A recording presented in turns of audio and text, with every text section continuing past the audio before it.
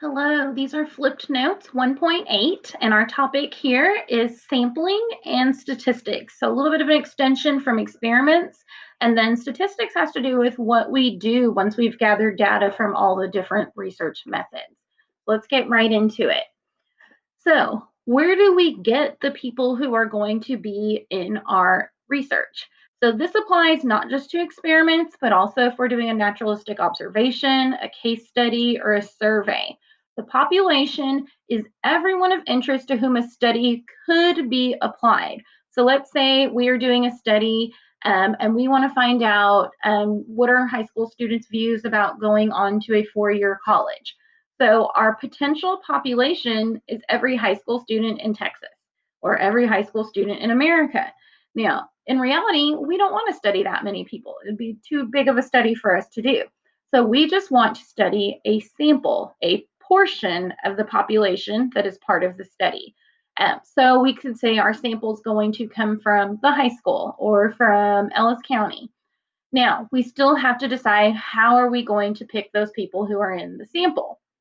A random sample is really one of the best ways to do it. In a random sample, every person in that population has an equal chance of being selected. So this is going to eliminate a sampling bias. So let's say we want to ask students at the high school, we could have some sort of computer program generate and pick 200 students, and we can interview or survey those students. We could literally put all the names in a hat and draw the names out of a hat. So it is random. With a representative sample, we're going to get a smaller group who is an accurate reflection of the overall group. So let's say that our classes were actually even, that we had 100 freshmen, 100 sophomores, 100 juniors, 100 seniors at our school. Not Red Oak High School, but a school. In a representative sample, if we didn't want to study all 400, but we wanted to study 100, then we would pull 25 from the freshman class, 25 students from the sophomores, 25 from the juniors, and 25 from the seniors. So we have an accurate representation of the overall population. Let's say there were twice as many freshmen as there were the other classes, then we would have twice as many freshmen in our study. But either way, it is a representation of the percentages of the overall population.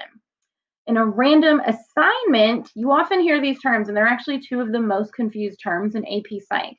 In a random assignment, we're going to randomly decide once we get them in our study, if we're doing an experiment, if they're going to be in the experimental or the control groups. More on that in a minute. So here we have in pie format. By the way, pumpkin pie is my favorite. But here we have in pie format our overall population, and we can kind of see the makeups here with about a third of the pie is this blue group, a little more than a third are green, and then this other group here is broken up. In a representative sample, we're going to have a smaller total number of people, but you can see that the percentages are still the same, but they reflect the overall population. An unrepresentative sample, this could have been a random sample, and it's not going to reflect those same percentages. So a representative sample or a random sample are the best way to go. Picking people that you like or you think are going to answer a certain way to be in your research, that is not going to be good, and that'll create a sampling bias. So a random sample versus representative sample, here if we were actually trying to do this. So let's say we're going to do the Axe body spray study, but instead of having one person like Johnny, we're going to find actual guys, like groups of guys. So with a random sample, I would go to the cafeteria and I would randomly find 20 students to be in the study, 20 guys probably, and I'll just say you. I would pick 20. Another way to do it is I could go down to the counselor's office and say, all right, generate me a list with 20 random students. That would get me a random sample, and that would be considered an unbiased way to find participants in a study. Another good way to get participants to have an unbiased study is with a representative sample. So if I go to the cafeteria and I specifically find 4 seniors, 5 juniors, 5 sophomores, and 6 freshmen, and let's say we have 400 seniors, 500 juniors, 600 I can't get words out, 500 sophomores, 600 freshmen. So those 4, 5, 5, and 6 are actually proportionate to the overall population. So that would also be good because they represent the population. Now, random sample, sometimes called random selection versus random assignment. So again, the sample is how we're getting people from our total population. We're going to the cafeteria, we're randomly finding 20 students to be in the study. Random assignment has to do with once we have our sample population, we've got our 20 students. Now, if we're doing an experiment, we have to decide, are they going to be in the control group? Are they going to be in the experimental group? And then this way, we're going to randomly assign them to a control group or experimental group. And again, this is going to be maybe just like literally drawing names out of a hat or somehow a computer generated list. So experimental research, we've mentioned this multiple times now, but the biggest strength of experimental research is that we can determine a cause and effect relationship, that the independent variable caused the dependent variable, that wearing Axe body spray does cause girls to give somebody their phone number, or wearing Axe body spray does not cause it, that we can determine cause and effect. The problem is that a lot of times in experiments, it's not real. It's artificial. You know, even the one we're talking about is definitely very artificial. It's not very realistic. A lot of times there are ethical considerations, and that'll be in our next section of notes as we talk about ethics, and then practical issues. Just, you know, we have so many potential extraneous variables that it was really hard to actually try to conduct an experiment like that. While we were talking about sampling, a little bit more on sampling bias, just because this is something that frequently pops up on the AP exam. But a sampling bias, again, is when some people of a population are more likely to be included than others. And the main way to avoid this, again, is to do a random sample or a very particular representative sample. So we've used this example before as well. If we're trying to see what percentage of Red Oak High School students are going to go to college, but we only ask students who are in AP classes, that would be a sampling bias. A historical example of this, in the 1948 presidential election, there was a telephone survey the night before the election asking people who they were going to vote for. And the majority of people who responded to that survey said they were going to vote for Dewey. Well, if you know your presidents, Dewey did not win the election. And they were so sure that the Chicago Tribune actually printed newspapers already with that headline that Dewey defeated Truman. The problem was there was a major sampling bias, that there were a lot of people who were not called or who didn't even have phones. And that large number of people who they did not contact were the people who voted for Truman. So because of that sampling bias, they had this huge amount of incorrect data that they generalized, and Truman won that election. All right, what do we do now once you've gathered a whole bunch of data, whether it's from an experiment, from a survey, through a naturalistic observation where you get some kind of data, or through maybe intelligence testing? Whenever you start to have this numerical data, now we want to try to understand it all and draw conclusions from it. And that's where the statistics side of research comes in. So we're using math to organize, summarize, and interpret the numerical data. At the basic level, which is mostly what we're talking about here, we're just organizing and summarizing the data. And then the next level is the inferential statistics, where we're actually going to try to interpret and draw conclusions. Descriptive statistics, you actually are probably pretty familiar with, you just didn't know that we called it this. And that's using mean, median, and mode, looking at that statistical data. We call them measures of central tendency, where we're looking at typical or average scores in a distribution. And we're trying to figure out, like which one, what is the most common, what is the average, what is the high and the low. The mode is often going to be with the one that most accurately depicts the typical, but it really just kind of depends on the data. I usually don't spend a lot of time practicing this in class because you've had math classes for several years where you've done this. Remember that the mean is your average. So if we're looking at intelligence scores, we can determine an average or mean intelligence by adding up all the scores and dividing by the number of scores we have. Don't assume that one of those scores has to be the average. It could actually be something that's in between that's not on your original data list. The median is the middle value. Remember that if you have odd numbers, you just sort the list and the one that is in the middle. If you have an even number, then you have to figure out the average between those middle two numbers. And then the mode is the value that occurs most often. If all of your numbers are different, then there is no mode. You have to have at least two numbers that repeat to have a mode. It helps to sort the numbers first and then see which number occurs most frequently, and that is our mode, which is the most typical point in the data set. So here let's look at some fictional kind of numbers here. Let's say that these are average starting salaries when you're coming out of, let's go with high school, because 20 grand is really not a whole lot when if you'd be coming out of college.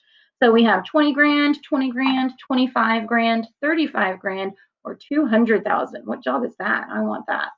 So if we're looking for the most typical score, we're not going to want to look at the mean, the average, because when we average these numbers together, we're going to get 60,000. And 60,000 is nowhere near what most of these people are making. We have this outlier score that messes up that average.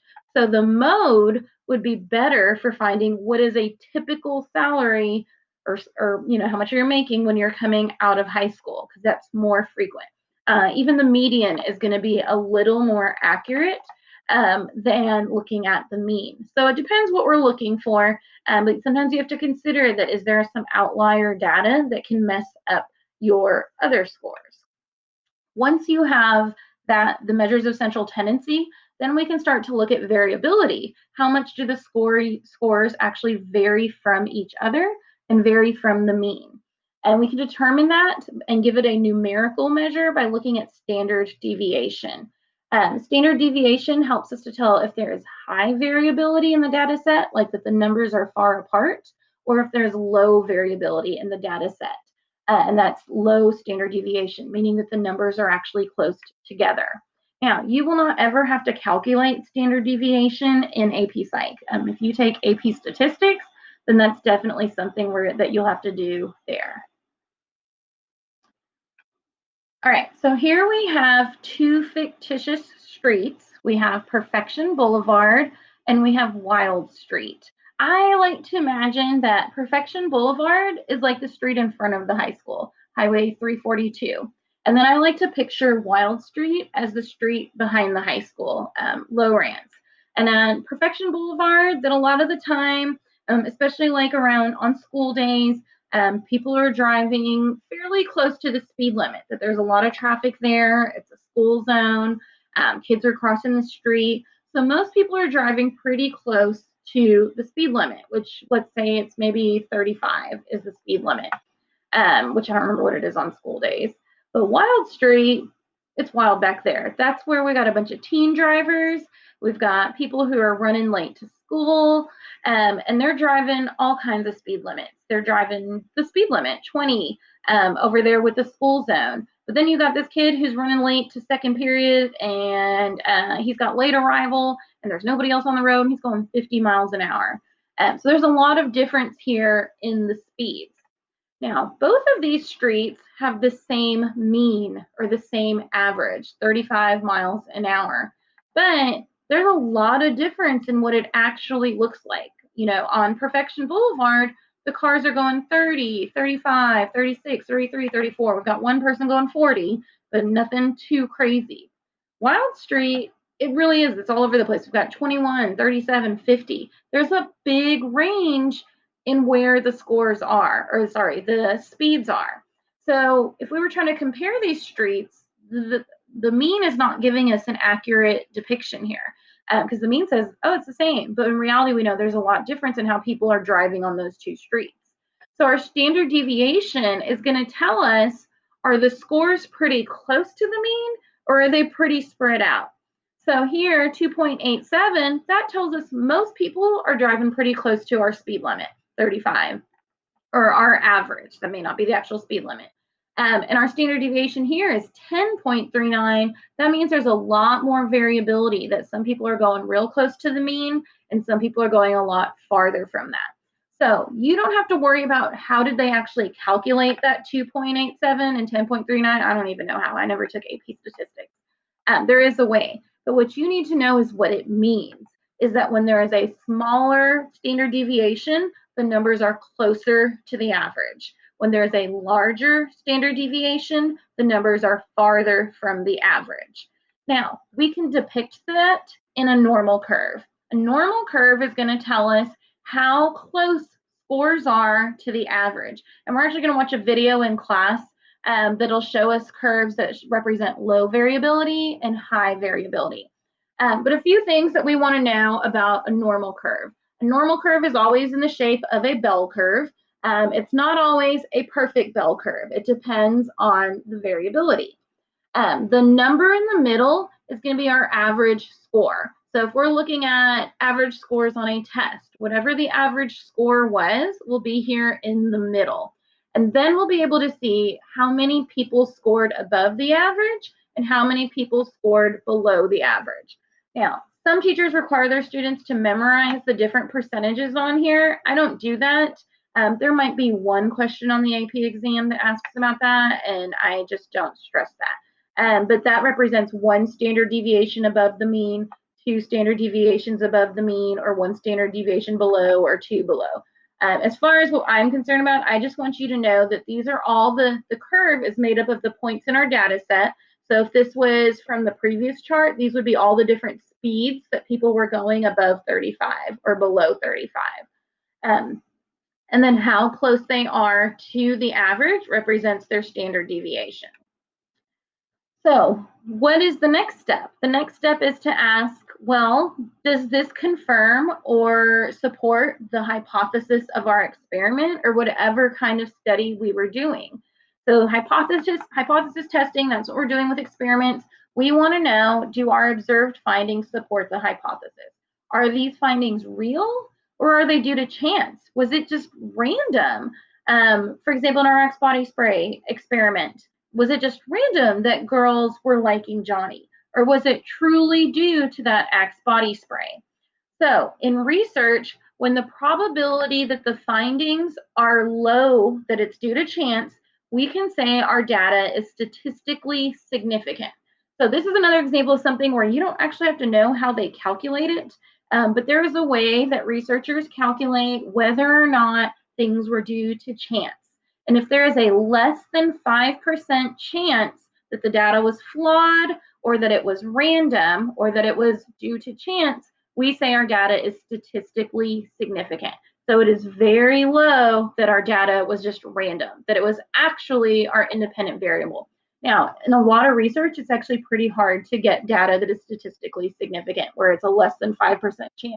Because, like we said, there's so many possible extraneous variables that can become confounding variables. And those confounding variables are used to calculate the statistical significance. But this is one of those numbers you need to remember. If P is less than 5%, which is 0.05, then our data is statistically significant. When researchers get that, they celebrate. It's a big deal. All right, our last little part here is just looking at what are some of the pitfalls or problems that pop up when we're evaluating research. And most of these we've actually talked about already.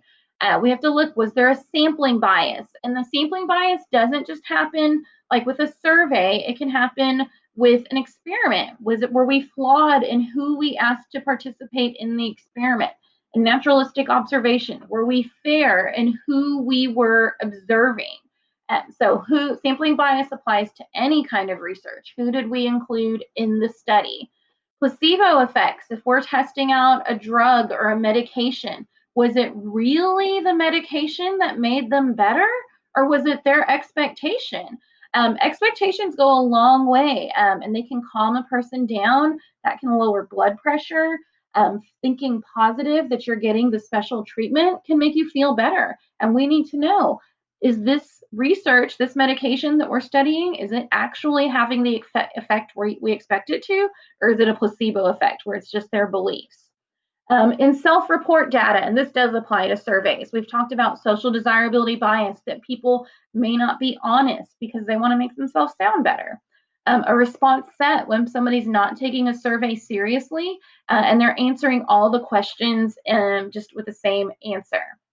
Experimenter bias, that as a researcher, I want my research to be successful. And maybe I'm seeing things in my data that aren't actually there. And the way to eliminate that is that double blind solution in the experiment, where I don't know who the experimental group is and I don't know who the control group is.